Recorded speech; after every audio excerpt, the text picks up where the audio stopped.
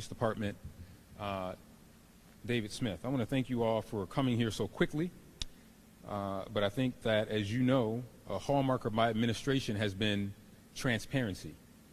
And when I get information from community members or others, I like to make sure that we bring it to the forefront immediately. And today I learned of information that I want to bring to the community's attention in light of the conversations and the actions that have been taking place in cities across America as it relates to immigration enforcement. On Monday, March 24th, the Rochester Police Department received an emergency request for backup at the scene of a traffic stop on Whitney Street in the city of Rochester. The requesting agency was the Federal Office of Homeland Security, HSI, also referred to as Border Patrol. Requests like this for backup sometimes happen sometimes when other law enforcement agencies feel the scene is unsafe for themselves or others. RPD responds to these scenes to ensure the locations remain safe. But I want to be clear, and the chief will speak to this in a second. I want to be unequivocally clear. As the executive of the city of Rochester, it is our jobs to make sure that we follow our policies. And our policy clearly states that the Rochester Police Department is not responsible for and does not engage in enforcement of immigration laws, does not perform the functions of federal immigration officers, and does not assist any federal officers in the enforcement of immigration laws. These are federal functions, not city functions. So based on my preliminary review of this incident, the officer who responded to the scene may have violated and appears to have violated city policy. The officers on the scene were verbally directed the occupants to get out of the vehicle, and this is against our policy. I learned of this incident from a community member who called my office. I then called the chief to have him look into this matter, and I'm thankful for the community member who brought this to our attention. But I just want to reiterate, this will be under investigation. I'll turn this over to the chief in a second, but our policy is clear. Our policy is crystal clear. City police officers do not help or participate in federal immigration activities. Every RPT officer, I've instructed the chief to make sure that every RPD officer receive more training on General Order 502 to ensure that all members are fully aware and fully understand this policy. Obviously, this is new information. This just happened, but I wanted to make sure that we put this information out in the public, because I'm sure that there will be talk in the community of people who may have witnessed this and seen this. I want to thank the community member that came forward. As you know, the mayor's office gets tips and phone calls all the time, and I think that it is a reflection of my office's constituent services in which people know they can call us. And this was just a community member that called us and wanted us to look into it. But we look into every matter that comes into the mayor's office, and I want to thank the chief for jumping on this and addressing this as soon as possible. I want to turn it over to the chief to say a few words. Again, this is very early, preliminary in the investigation, but I'll turn it over to the chief. Chief. Thank you, Mayor. So as the mayor said yesterday, I was made aware of an incident that occurred on Monday night when our officers were urgently called to assist Border Patrol. Being a police agency in a sanctuary city, our mission is twofold: ensuring both the safety of fellow law enforcement officers, while at the same time ensuring that we uphold the tenets of being a sanctuary city and protecting the rights of all. So I've been going over the body-worn camera video. Again, this is preliminary, as the mayor said, but I will give you some more factual information as I know it. I have ordered an internal investigation. Obviously, that will take time, but in the interest of being transparent, I will go over what we have seen and what we have done so far. So Monday night at approximately 5:37 p.m., RPD officers did observe some officers in Border Patrol uniforms that had a van stopped on Lyle Avenue near Whitney Street. The RPD officers drove by. Everything seemed to be fine. They did not stop as per our policies. There seemed to be no need for Border Patrol to be in need of our assistance. This occurred several times, and they were there for over 20 minutes with this van. At approximately 6:03, the Border Patrol dispatcher contacted the Monroe County 911 Center and requested an emergency response for the Border Patrol officers on Lyle Avenue. The 911 Center asked specifically, are you requiring an emergency response? And they said, yes, we would like an emergency response. RPD cars were then dispatched. The first RPD supervisor arrived at 6:05 p.m. Immediately upon arriving, the supervisor canceled the emergency response based on what he saw from the situation. From watching the body-worn camera footage, what is concerning to me is, despite the fact that we were called, we went lights and siren, I see in the video a total lack of urgency on the part of multiple Border Patrol officers at the scene. What is also very concerning is that RPD officers, when out of view of the supervisor who was on scene, do initiate contact with occupants of the vehicle while Border Patrol stands by, when in reality they should be initiating contact. We should be there ensuring their safety. The body-worn camera does depict the RPD supervisor on scene giving specific directions to RPD officers and ensuring that the Border Patrol officers on scene are actually engaging the occupants of the van. However, at one point, my supervisor is distracted by a female on the scene, and it is during this, out of view of the supervisor, that RPD officers do remove and handcuff some of the occupants of the van. Once the van is empty, the RPD personnel left the scene. As a result, I do not know the final outcome of those who were detained. I have reached out to Border Patrol today. I'm awaiting their response. So again, I don't know the identity of those folks. Again, as our policy, we respond and assist, and then we leave. So their names, their disposition, none of that was obtained. I intend to follow up on that tomorrow.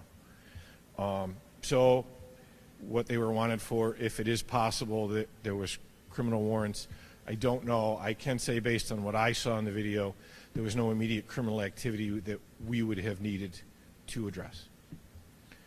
The night after the incident, the lieutenant who was in charge actually debriefed all of his personnel, in fact his entire command, on the situation and provided remedial training on our policies. He did this on his own. I actually have here, besides doing it verbally, he sent an email out, and I am going to read it simply because this does reiterate our policy, which I'm sure a lot of you may have questions on. So kind of two things at once here. Again, this is from the lieutenant directed to his subordinates. Yesterday, we were called to assist with Border Patrol on a traffic stop. Since we are a sanctuary city, we are very limited on what we do. Yesterday, the occupants refused to exit the vehicle. We were able to voluntarily get them to open the door, which the body-worn camera does say. Once that was completed, our job was done. If this happens again, we are not to remove people from vehicles. We are not to be handcuffing subjects. We are not to be doing pat frisks on subjects. And we are absolutely not going to be detaining them or putting them into our cars. Please make sure you have your body-worn cameras on at all times, from the time you exit the car to the time you get back in your car. The only time we will ever take any type of law enforcement action is for officer safety issues or exigent circumstances. And again, that was done the day after the incident. Since I have become aware of it, these officers, before they return to the road, are also going to receive additional training through the professional development section, even though it was already done, just to be certain. All of the sections will also be receiving additional training from the professional development section. In addition, the professional standards section will be conducting an incident review as per department policy. As chief, I am committed to ensuring the safety and protecting the rights of those in our community. Although we have policies and procedures in place, we are not perfect. We ask for patience as we strive to provide the police services that our community deserves. And I would like to reiterate None of the officers will be back on patrol duty until the training is completed, which will be done in the next 48 to 72 hours, depending on their schedules. Thank you. I'm going to have Councilmember Melendez say a few words. I wanted to make sure that Council was in the loop on this immediately, and I'll have Councilman Melendez say a few words, and then we'll take any questions that we might be able to answer. But again, remember, this is like less than 24 hours, so we may not be able to answer a ton of questions right now. Mr. President. Thank you, Mayor. Thank you, Chief, for swift action. One of the things that I want to say as the Latino member of council is that we are hearing in our community that there is an uptick in what I'll call driving while Latino. And regardless of local policy, we know that there's federal actions that are being taken that are creating this discourse nationally. And unfortunately, I don't have the circumstances around this incident, so I don't want to assume anything here. I let the investigation run its course. But the reality is there's a lot more profiling, a lot more disdain for being Latino right now in this country. With that being said, we have a policy, and it is the responsibility of the council to ensure that we are following our policies and the administration to implement practices and procedures. And I'm appreciative of the chief immediately taking action to ensure that there is training, that there is an internal investigation and audit as to what has happened in this particular situation. However, I think that my message to the community is, if you do see something, please make sure that you are informing City Council, the Mayor's Office of Constituent Services, the Mayor himself, because we have a policy and we mean it. And we want to make sure that we are following what we say, what we put in as our position here in city government, and that to our community, we are supportive of everyone. With all that being said, if it comes out that there was a greater reason for this stop, certainly we also want to follow the law. But with that being said, to my people in the community, please let us know if there is incidences that involve local law enforcement so that we can be sure that we are all on the same page and hold each other accountable. Thank you. Thank you.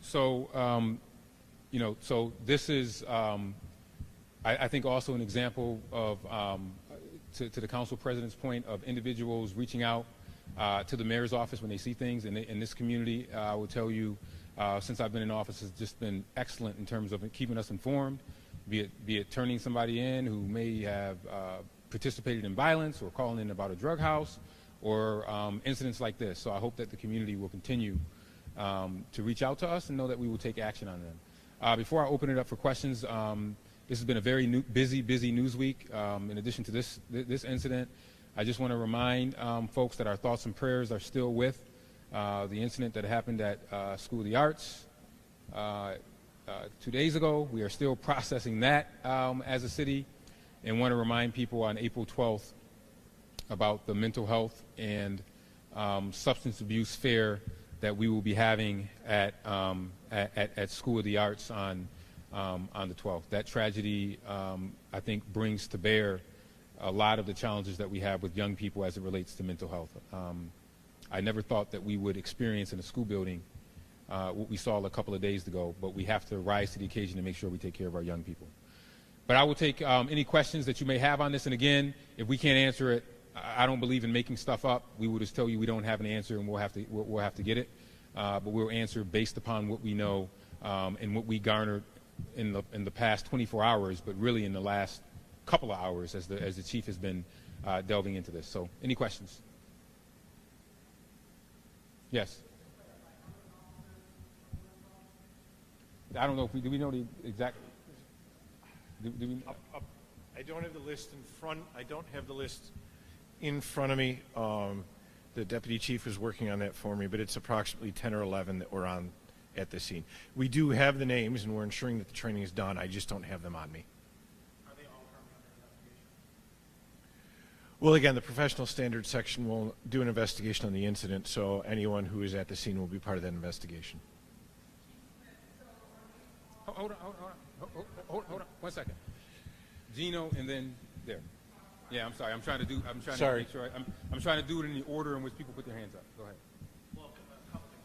First of all, One question, and then I'll go to her and back. Your question. So there were multiple people in the van, approximately 8. I haven't had time to review the footage to get a count of the folks that were in the van. And again, I'm trying to follow up with Border Patrol on that. I saw, again, just from cursory review, I believe 2 people were handcuffed, but I'm not going to say that's 100% because I want to go back and look at the videos some more. Let's make sure we have the. Yep. Yeah, I want to make sure that if you have any specific questions, that we have the exact answer. I don't want to guess. I want to make sure that we have correct answers on any of those. Marcia, and then I'll go back to anybody else, and then Gino, I'll come back to you for one more and back over there. Go ahead.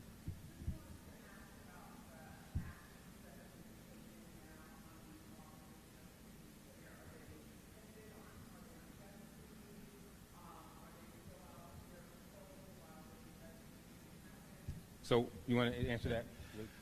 As I said, the officers that from this incident that were on duty today are in training as we speak. The other officers that are not on duty will be in training before they go back out to the road. But they're not on the road now. But they are not on the road now. Okay. Yes.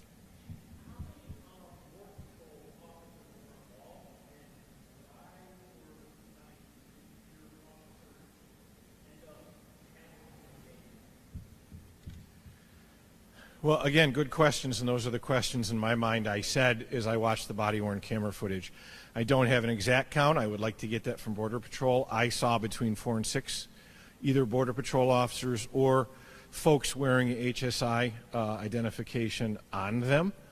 That is exactly my question, is they should have been there first and forefront. My officers should have ensured their safety and nothing more, and somehow that paradigm was shifted.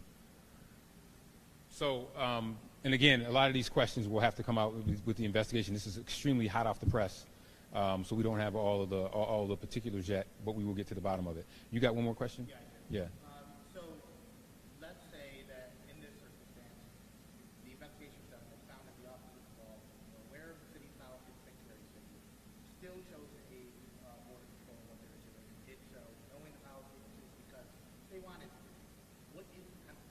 I mean, what is the responsibility the department has to deal with officers? Because I don't think it's going to be the last time that happens. Right. I think that we will have to determine that after we get to the investigation, and then we will obviously have to met out the penalty based upon the investigation. But to do conjecture or what ifs, it's just too early to know that. Mr. Finkelstein.